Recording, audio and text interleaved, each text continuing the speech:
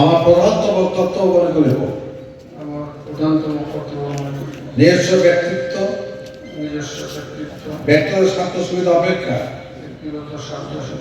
ফেডারেশনের স্বার্থ ও দায়িত্ব সমূহ অগ্রাধিকার দান করিব। ইনসাফের ভিত্তিতে ফয়সালা করিব। ফেডারেশনের আমল সমূহের পূর্ণ হেফাজত ও রক্ষণাবেক্ষণ করিব। নিজে ফেডারেশনের সংগঠন শৃঙ্খলা কায়েম করার ও কায়েম রাখার জন্য পূর্ণ মাত্রায় চেষ্টা করিব। ফেডারেশনের সিদ্ধান্ত সমূহ সঠিকভাবে বাস্তবায়নের চেষ্টা করিব। ওয়াদা পালনের তৌফিক দান করুন। আমিন।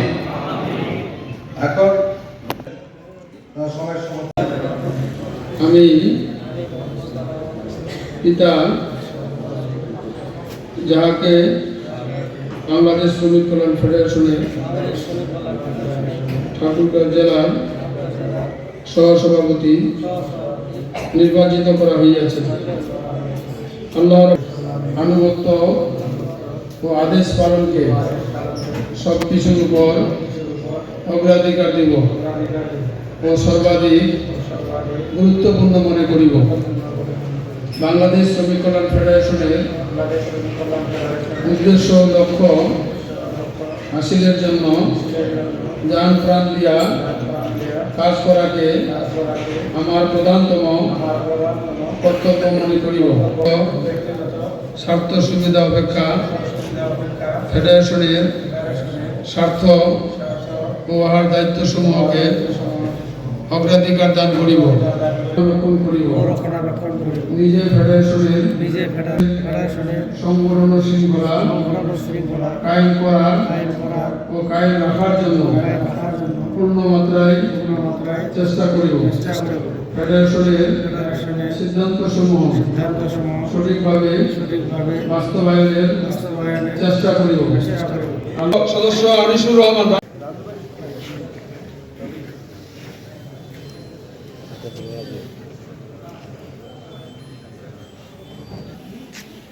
না বললাম যে তিনজনের নাম শিমুল আপা, আয়েশা সিদ্দিকা আর হলো লাকি আক্তার গড়িয়া, তিনজন গড়িয়া আর হলো আয়েশা সিদ্দিকা, আর বাকি দুইজন হলো কার্যকরী সদস্য হিসেবে।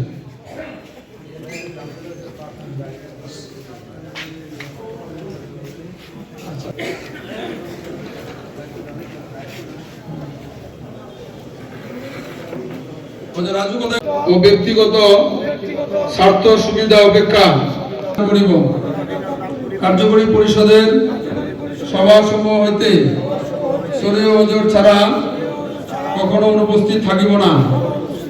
সকল বিষয়ে নিজের এল ও বিবেক অনুযায়ী নিজের প্রকৃত মত স্পষ্ট ভাষায় ব্যক্ত করিব এবং এ ব্যাপারে কোন প্রকার দুর্বলতা প্রদর্শন করিব না।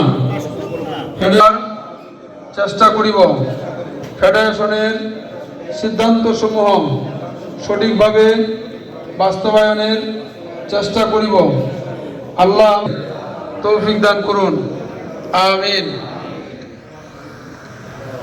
জেলার কিছু দায়িত্বশীলের উপরে দায়িত্ব দেওয়া হয়েছে। আপনারা দেখলেন শপথ বাক্য পড়ে তারা তাদের দায়িত্ব বুঝে নিয়েছে। আমি দোয়া করি আল্লাহ তাআলা নবনির্বাচিত এই কমিটিকে এই জেলায় শ্রমিক অঙ্গনের কাজকে বেগবান করবার, এটি কাঙ্ক্ষিত মানে পৌঁছাবার, বিজয় উপযোগী করবার আল্লাহ যেন তৌফিক দান করেন। আমি কথা মোটেও বাড়াবো না। আমরা একটি দীর্ঘ স্বৈরাচারের কবল থেকে রক্ষা পেয়েছি। আল্লাহ তাআলা তার মেহেরবানি দিয়ে আমাদেরকে রক্ষা করেছেন। আমি একটা কথা বলি, বান্দার চেষ্টা যেখানে শেষ, আল্লাহর সাহায্য সেখান থেকে শুরু হয়। এই খোলা ময়দানে এই হল ঘরে আজকে এই মিলনায়তনে আমাদের প্রকাশ্য এখানে মিটিং করার, কাউন্সিল করার এবং আমাদেরকে বক্তব্য দেওয়ার আলোচনার সুযোগ করে দিলেন। আমরা সেজন্য তার দরবারে অবনত মস্তকে শুকরিয়া জানাচ্ছি, আলহামদুলিল্লাহ। অসংখ্য দরুদ সালাম করছি আমাদের প্রিয় নবী বিশ্বনবী মুহাম্মদ রাসূলুল্লাহ সাল্লাল্লাহু আলাইহি ওয়াসাল্লামের সামনে, যিনি বলেছেন আল কাসিব হাবিবুল্লাহ। যারা শ্রমিক, যারা মাথার ঘাম পায়ে ফেলে যারা রোজগার করে খায়, তারা অন্য কেউ নয়, তারা সরাসরি আল্লাহ পাকের বন্ধু। সেই নবী সাল্লাল্লাহু আলাইহি ওয়াসাল্লামের সামনে আমরা দরুদ সালাম করছি সাল্লাল্লাহু আলাইহি ওয়াসাল্লাম। সম্মানিত উপস্থিতি, আজকে যে নতুন কমিটি হলো 2025 এবং 26 সেশনের জন্য, আমরা এই কমিটির জন্য আল্লাহ তাআলার কাছে আমরা দোয়া করি। আল্লাহ তাআলা যাকে যে দায়িত্ব দিয়েছেন সেই দায়িত্ব যেন সবাই যোগ্যতার সাথে যথাযথ পালন করতে পারে, বলে আল্লাহুম্মা আমিন। মনে রাখতে হবে, যাদেরকে দায়িত্ব দেওয়া হয়েছে শুধু তারা দায়িত্ব পালন করবে না, আমাদেরকে পালন করতে হবে। বাংলাদেশ শ্রমিক কল্যাণ ফেডারেশন একটি সুশৃঙ্খল সংগঠন হওয়ার কারণে আমাদের একটা সিস্টেম আছে। সুতরাং যাদেরকে নেতৃত্বের দায়িত্ব দেওয়া হয় তারা তারা পালন করবে না, কিন্তু তাদেরকে সর্বাত্মক সহায়তা করা এটা আমাদের দায়িত্ব। কথা বলেন ঠিক কিনা? মহান আল্লাহ তাআলা পবিত্র কোরআনে ইরশাদ করেছেন, আতিউল্লাহ ওয়া আতিউর রাসূলা ওয়া উলিল আমরি মিনকুম, যে তোমরা আল্লাহর আনুগত্য করো, রাসূলের আনুগত্য করো এবং তোমাদের উলিল আমর যারা নেতৃবর্গ যারা আছে তাদের তোমরা আনুগত্য করো। সুতরাং সেই কারণে আমরা দিন প্রতিষ্ঠার জন্য, বিশেষ করে ইসলামের সব নীতি বাস্তবায়নের জন্য জান প্রাণ দিয়ে আমরা কাজ করবো ইনশাআল্লাহ। সম্মানিত উপদেষ্টা তিনি জরুরি করে চলে গেছেন, তিনি বলেছেন বা সেটা আমরাও জানি যে আসলে আমরা বিগত 17 বছর আমরা জালেমের জাতাকলে পিষ্ট হয়ে আমরা খুব মজলুম অবস্থায় ছিলাম। কথা বলতে ঠিক কিনা? এখন জনগণ আমাদেরকে চায়, কি বলেন? জনগণ আমাদেরকে চায়। সুতরাং জনগণ চাইলেই হবে না, জনগণকে তাদের পাশে দাঁড়াতে হবে, তাদের যে সমস্ত সমস্যাগুলো আমাদের শুনতে হবে, এগুলো সমাধানের চেষ্টা করতে হবে এবং সর্বোপরি আল্লাহ পাকের যে আয়াত তারা চলছে, আল্লাহ কি বলছেন যে আল্লাহ তাআলা কোন জাতির ভাগ্যের পরিবর্তন ততক্ষণ পর্যন্ত ঘটান না যতক্ষণ না ওই জাতি সে তার নিজের ভাগ্যের পরিবর্তন ঘটায়। সুতরাং এই বাংলার জমিনে ইসলামের সব নীতি বাস্তবায়ন হবে। আপনাকে চান এখানে কোরআন সুন্নাহর আইন জারি হয়ে থেকে আপনি চান এখানে শ্রমিকরা তাদের ন্যায্য অধিকার ফিরে পাবে, আপনি চান এখানে কোনো চাঁদাবাজি চলবে না, এখানে কোনো জুলুম চলবে না, কোনো নির্যাতন চলবে না এবং এই বাংলাদেশটা হবে কোরআন সুন্নাহর ভিত্তিতে পরিচালিত দেশ। এটা আপনি সবাই চান? যদি আমরা চেয়ে থাকি তাহলে জন্য আমাদের সবাই কাজ করতে হবে। আসুন আমরা সবাই মিলে এই বাংলার জমিনে এখানে কোরআন সুন্নাহর বিধান প্রতিষ্ঠার জন্য এবং ইসলামের সব নীতি বাস্তবায়নের জন্য সর্বাত্মক চেষ্টা করি। ধন্যবাদ জানাই আমাদের প্রধান মেহমান, প্রধান অতিথি সহ অন্যান্য অতিথিবৃন্দকে যারা এই সম্মেলনে উপস্থিত হয়ে আজকের এই সম্মেলনকে উজ্জীবিত করেছেন এবং আমাদের আজকে এই সম্মেলনে উপস্থিত হয়ে আমাদের সম্মেলনকে সাফল্যমণ্ডিত করেছেন। এই জন্য আমি আমার পক্ষ থেকে তাদেরকে ধন্যবাদ জানাচ্ছি। সম্মানিত ভাইয়েরা, আসলে বক্তব্য অনেক হয়েছে। আমাদের প্রধান মেহমান এখানে বসে আছেন, প্রধান মেহমানকে বসে রেখে আমরা বক্তৃতা দিব আসলে সমুচিত নয়। আমরা তো আমাদের কথাগুলো বলি যারা শাখা সবসময় বক্তৃতা দেই, আমরা চাই যে আমাদের কেন্দ্রীয় মেহমান এখানে উপস্থিত তার কাছ থেকে আমরা মূল্যবান বক্তব্য আমরা শুনবো। এই জন্য আমি বক্তব্য দিতে যাচ্ছি না, আমি শুধু এটুকুই আহ্বান জানাবো যে আমাদের শ্রমিক কল্যাণ ফেডারেশন ঠাকুরগাঁও জেলা শাখা 2025 এবং 26 সেশনের জন্য সভাপতি সহ যাদেরকে মনোনীত করা হলো, যাদেরকে শপথ বাক্য পাঠ করা হলো, তাদের নেতৃত্বে আমাদের যাত্রাটা শুরু হলো। আমি আশা করব আগামী 2 বছরের মধ্যে শ্রমিক কল্যাণ ফেডারেশন ঠাকুরগাঁও জেলা শাখায় একটি শক্তিশালী এবং মজবুত সংগঠনে পরিণত হবে ইনশাআল্লাহ। জনাব গোলাম রব্বানী আরো মেহমান হিসেবে বিশেষ অতিথি হিসেবে উপস্থিত আছেন বাংলাদেশ শ্রমিক কল্যাণ ফেডারেশন রংপুর দিনাজপুর অঞ্চলের সহকারী পরিচালক বিশিষ্ট শিক্ষাবিদ জনাব অধ্যাপক আবুল হাশেম বাদল, সভাপতি হযরত মাওলানা মোহাম্মদ ফজলে রাব্বি মর্তজা, শুকরিয়া আদায় করছি যে মহান রব্বুল আলামিন বাংলাদেশ শ্রমিক কল্যাণ ফেডারেশনের এই ব্যানারে দ্বিবার্ষিক সম্মেলনে আমাদেরকে উপস্থিত থাকার জন্য তৌফিক দান করেছেন, তার সাথে আমরা শুকরিয়া আদায় করি আলহামদুলিল্লাহ। দরুদ ও সালাম বিশ্ব মানবতার মুক্তির দূত, নিপীড়িত নির্যাতিত মুসলিম মানবতার কাণ্ডারি, বিশ্ব শ্রমিক নেতা আহমদ মুস্তফা মুহাম্মদ মুস্তফা সাল্লাল্লাহু আলাইহি ওয়াসাল্লাম। সম্মানিত উপস্থিতি, বাংলাদেশ শ্রমিক কল্যাণ ফেডারেশন ঠাকুরগাঁ জেলা যে সময় দ্বিবার্ষিক সম্মেলনের আয়োজন করেছে, সেই সময় বাংলাদেশে একটি অন্তর্বর্তীকালীন সরকার ক্ষমতায় আসীন রয়েছে। শব্দটি হচ্ছে অন্তর্বর্তীকালীন, মানে স্বল্প সময়ের জন্য তারা আছেন। তারা বাংলাদেশে সংস্কার কার্যক্রম শেষ করে জাতীয় নির্বাচনের জন্য উপযোগী পরিবেশ তৈরি করে, যাতে করে বাংলাদেশে একটি নিরপেক্ষ অবাধ সুষ্ঠু নির্বাচন পরিবেশ ফিরে আছে, এটা করে তারা বিদায় নেবেন। আমরা সার্বিকভাবে এই অন্তর্বর্তীকালীন সরকারকে যাবতীয় বৈষম্য দূর করে সংস্কার সাধনের জন্য সহযোগিতা করে যাচ্ছে এবং আগামীতে সহযোগিতা করবো ইনশাআল্লাহ। বিগত সময়ে যে ফ্যাসিবাদ স্বৈরাচার সরকার দীর্ঘ 15-16 বছর আমাদের কাঁধের উপর জগদ্দল পাথরের মতো চেপে বসেছিল, গত 5ই আগস্টে সেই বিরাট বোঝা পাথর, জাতির অভিশাপ আমাদের থেকে দূরে সরে গেছে।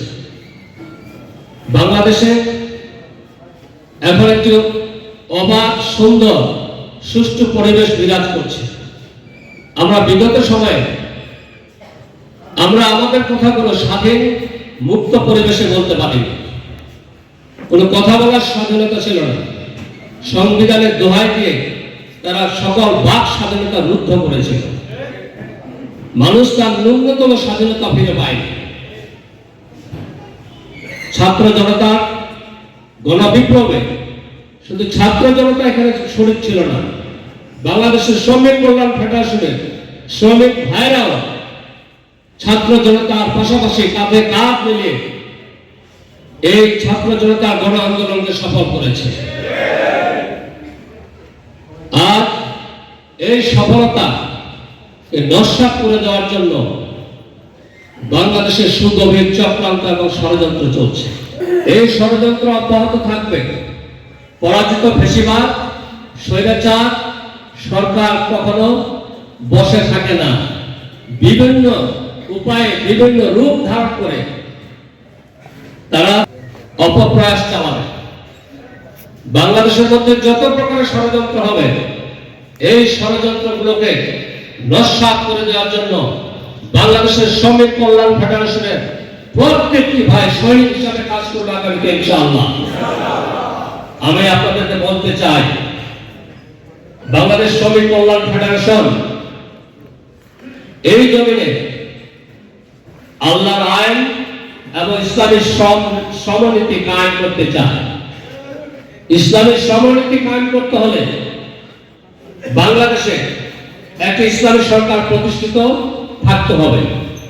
এই ইসলামী সরকার প্রতিষ্ঠার আন্দোলনে আপনাদেরকে সর্বাত্মকভাবে অংশগ্রহণ করে জান প্রাণ দিয়ে আমাদেরকে কাজ করতে হবে। কি রাজি আছি আমরা? দ্রুত চালু করতে হবে। ইসলামী সমনীতি চালু হলে শ্রমিকরা তাদের ন্যায্য অধিকার ফিরে পাবে, এই ব্যাপারে কোনো সন্দেহ নাই। শুধু এখানে নয়, আজকে নারী শ্রমিকরাও নানাভাবে লাঞ্ছিত এবং অপমানিত হচ্ছে।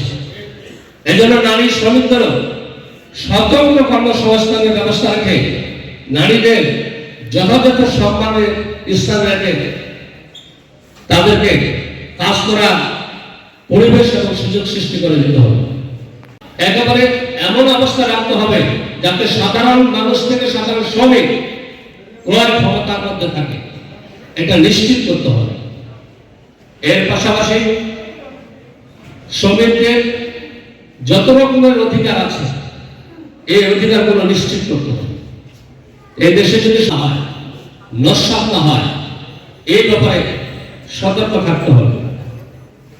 আমরা দেখি বাড়ির কাজের যে শ্রমিকদেরকে নিয়োগ দেওয়া হয় কাজের লোকদেরকে, তারা পর্যন্ত মালিকের দ্বারা লাঞ্ছিত এবং অপমানিত হয়। কোন কোন জায়গায় দেখি ধমকি দিয়ে তাদেরকে ডাক দেওয়া হয়, পিঠে ঘোরানো হয়। এটা একেবারে মানবতা বিরোধী চরম অপরাধ। এই অপরাধের সাথে যারা জড়িত থাকবে তাদের দৃষ্টান্তমূলক শাস্তি হওয়া দরকার। 14টি ভোটের মধ্যে 6.5 কোটি শ্রমিক। এই শ্রমিকেরা তাদের মাথার ঘাম পায়ে ফেলে, রক্ত পানি করে ইনকাম করে, উৎপাদন করে।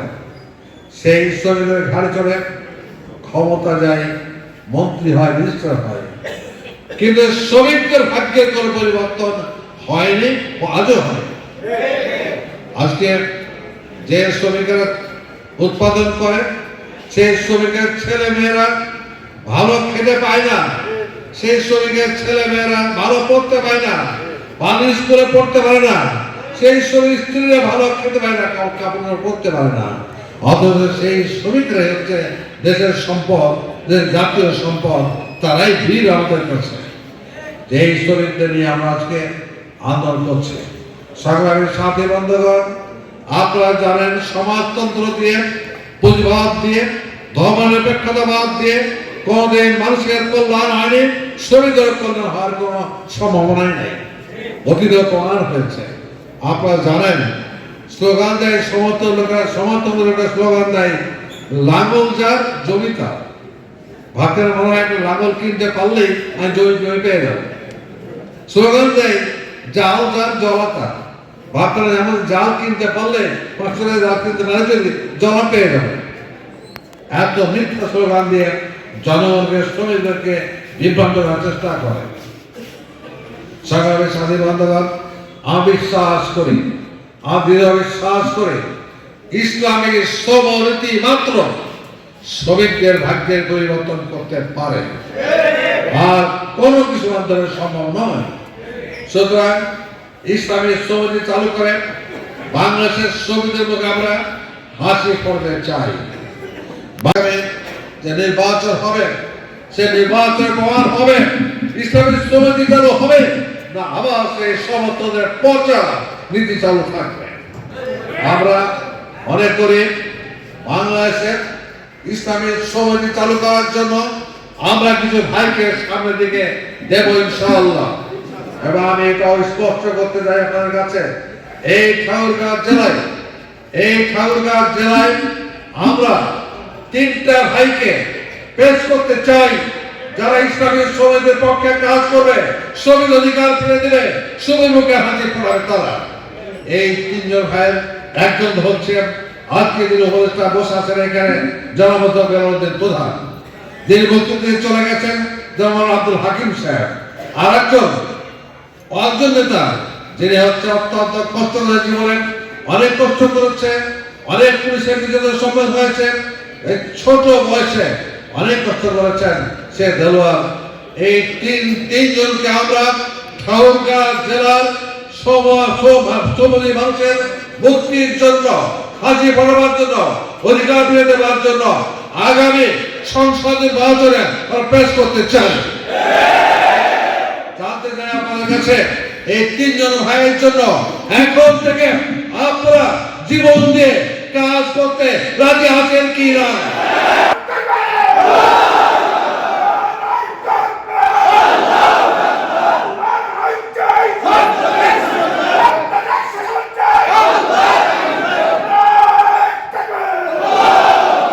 সাক্ষী দিচ্ছেন আগামী নির্বাচনে এই 3জন ভাইয়ের জন্য এখন থেকে আপনারা চেষ্টা করে অব্যাহত রাখবেন। বড় দুর্বল দেখা ঠিক হবে না। এবং আমরা আগামী নির্বাচনে আমাদের ভাইদের নির্বাচিত করে ঠাকুরগাঁও জনগণকে আশ্বস্ত করতে চাই, যেমন তেমনি শ্রমিক অধিকার ফিরিয়ে দিতে চাই। খাগুর জায়গা খাগুর রাখতে হবে আমাদের জেলা ইসরায়েলের জেলা আমরা এই দোয়াই করছে হাতরামা